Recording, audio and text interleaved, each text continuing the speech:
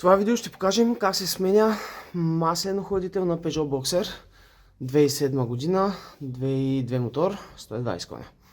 Защо го сменяме? Защото и аз понякога правя бели. Така, даде грешка в ето този сензор, който е за налягане на маслото. И викам, добре, ще сменяме, не обичаме да светят лампи. Тръгваме го сменяме. Лесна работа, развива се и се навива новия. Така, ето го стария охладител. Ето го и сензора. Този сензор беше на вид до края.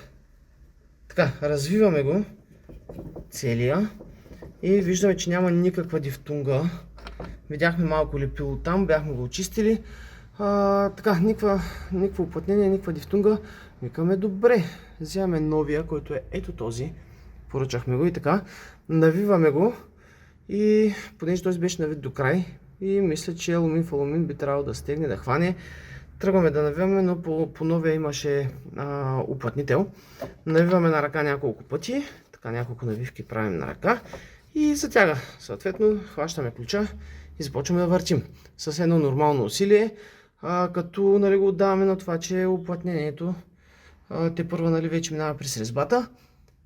Навиваме полека и в един момент изтъква. Пукваме. Какво пукваме? Алумина. Така. Ето. Не знам дали се вижда, но да, тези линейки в дясно. Алумина е спукан до... е там назад. Така. Оказва се нещо, което не съм разбрал, че тези сензори са с конусна резба.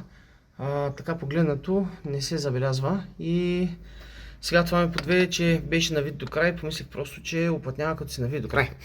Оказва се, че е конусна и новия сензор спрямо стария е с малко по-широка резба тук. Конус е малко по-голям тук, където почва вече да затяга. Така, след проверка разбрахме, че се навиват на 13 Нм. Между 13 и 18, в момента сме го навили на 13 и ще проверим после дали има теч. Ако има теч, ще бутнем още малко. Това е идеята. Завиваме и полека прибутваме, ако сълзи. Внимавайте да не направите глупости като мен, а самия охладител не е труден за смяна. Имаме два маркуча, ето тези за антифриз, стисваме ги с клещи, развиваме и имаме три болта, този и този.